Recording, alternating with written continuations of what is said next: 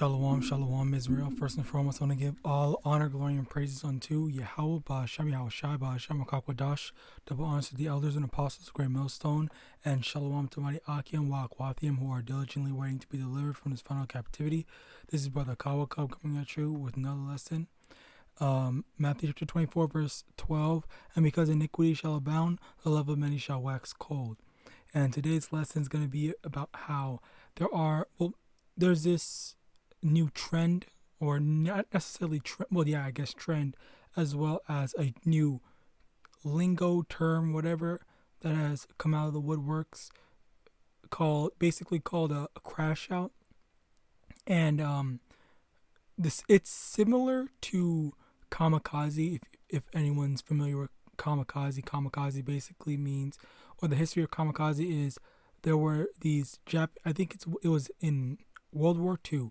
There were these Japanese pilots, all right, whose sole purpose would be to crash their planes into enemy ships, enemy planes, the enemy, crash your entire ships into enemies and kill themselves. While they're killing themselves, take the enemy along with them. All right, that was their goal as a kamikaze pilot. All right. So with that, all right, you have a similar thing today, but funnily enough, worse. Okay, where you have people today that are just doing it just for the sake of either being evil or they've just had enough. All right, which regardless, like there's no real rhythm or rhyme to it. It's just out of sake of, you know what, like I'm just gonna, whoever has the misfortune of being in my line of sight, or whoever has the misfortune of, being around me when I snap, it just raps for you. All right. So as a result of that, now the thing about that is that kamikazes, at the very least, even though that's not something that the Lord supports. Let me actually get that, if my thing can go.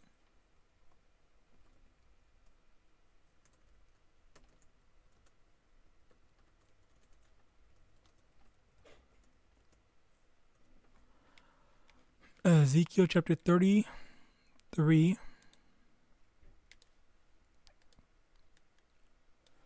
verse 11.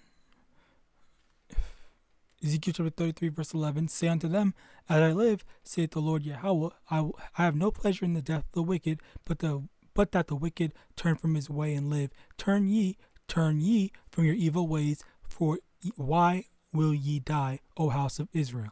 All right, so the Lord doesn't really, and I know it says house of Israel, but in general, like there's no, if you are able to repent, if you're able to, better yourself, then what's the point of dying, okay, when you can just do better? All right, now the thing about this is the issue that comes with the whole, as I said before, the purpose of kamikaze was to, they had a goal in mind, and it was to do their part in order to help gain victory, or gain an advantage for their country, for their army fighting the war. Whereas in contrast, a person who's crashing out, which that's the term, crashing out, and the person who's crashing out is just doing it just for the sake of being evil, or just for the sake of of them snapping and being fed up with how life is. And this is the sad reality of it. Because evilness is growing, there's a lot more people that are a lot less mentally stable. It's like there are a lot less people that are mentally stable, as well as willing to tolerate, all right, the evil that has grown. All right. In addition to that, there's also, which I'll say, the inspiration to this lesson, before I move on, actually came from, I was just thinking about an experience that I had, and then on top of that, as I was thinking about it, I literally saw active examples of it as I was outside. All right, so basically, when I had made a lesson about this before, where there was this dude that was bothering me for like literally for no reason. I never interacted with him. I never went out of my way to interact with him, bother him, or anything like that. He just he keeps on going out of his way to bother me. All right, so the YAHAWAH, he's gone, but I don't know what happened to him. Yahawadah, the Lord judges him with a harsh judgment. But outside of that, the thing is, what happened was, the thing what I was saying before was, as a result of him, and as an example of him, is most of the times other races, in addition to some Israelites, okay? Because let me also get this.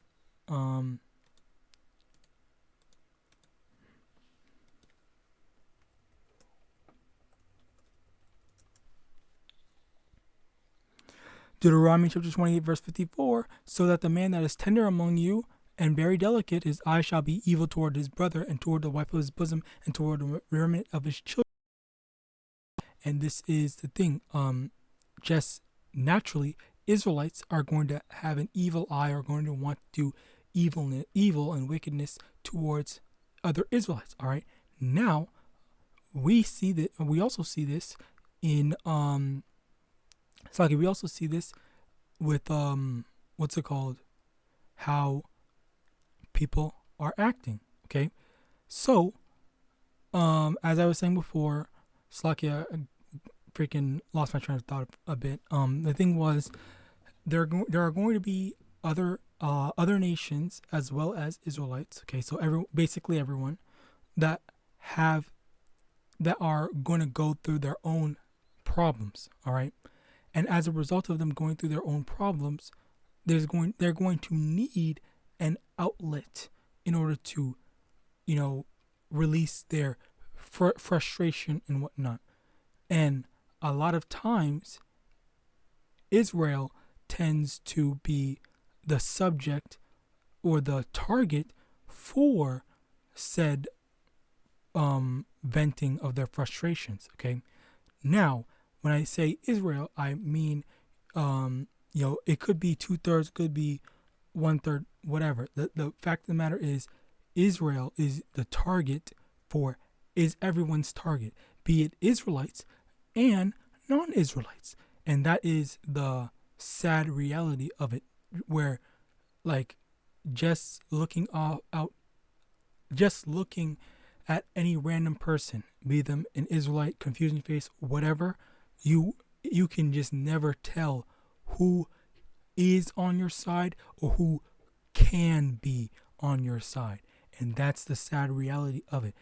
And there could be someone that you've never met before in your life, and they will find a reason to hate you. They will find a reason to, and not even just find a reason, but they will just go out of their way to bother you just because. And this is how things are. And as a result of that, we have to ask the Lord for protection. We have to ask the Lord for help to all of this. All right, it was never going to be easy. So with that in mind, let's go to the next precept. Psalm chapter 58, verse 3. The wicked are estranged from the womb; they go astray as soon as they be born, speaking lies. Okay, so a lot of times the Lord has already pre-established people that are going to be like this. Okay, so there's going to be no saving some of these people. All right, so when it gets to this, there is comfort in understanding and knowing that there are some people that will just pick a fight with you or choose to target you for no reason. Know that the Lord is going to judge them. Okay, we just need to have the patience of the Lord patience for the Lord to deliver us, protect us, help us out all throughout these trying times. All right. And, again, as I said before, we're going to be the target as we are the target of these, attacks. All right. This is just what comes with the territory of being an Israelite, especially during these end times. All right. And understand this, Proverbs 4 verse 16, for they sleep not except they have done mischief, and their sleep is taken away unless they cause some to fall. Okay. So understand that, we need to, this is, let me also get this before I say it.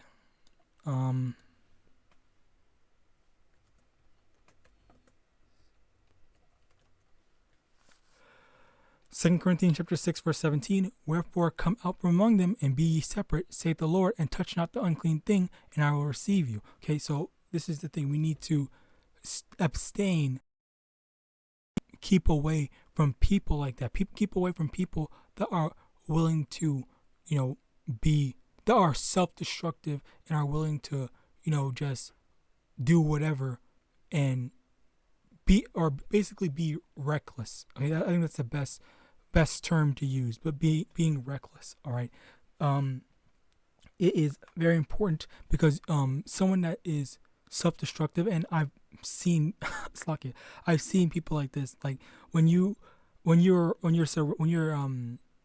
hanging out with someone, all right, and they're willing to just either, let's say, take your stuff, take your thing that you care about or whatever, and use it to, crash out or whatever, or put you in danger when you didn't even do anything. All right, like this. That's I've seen.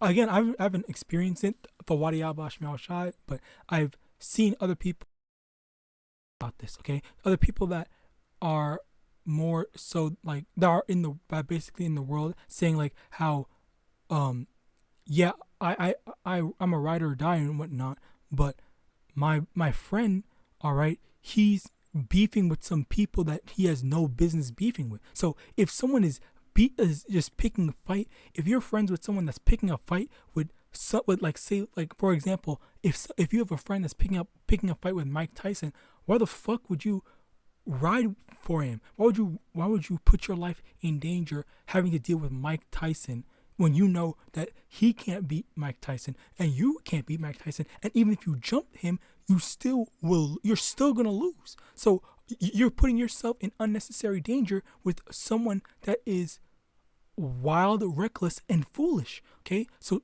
keep away from these types of people. All right, we need to really be ye separate.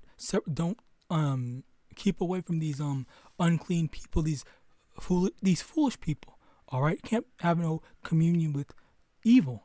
All right, we can't be friends with people that are not gonna have your best interests in mind, and we're gonna just do reckless shit just for the sake of doing it. Oh, because I'm bored, I want to do this. I'm gonna bring my friend into it just for the sake of it.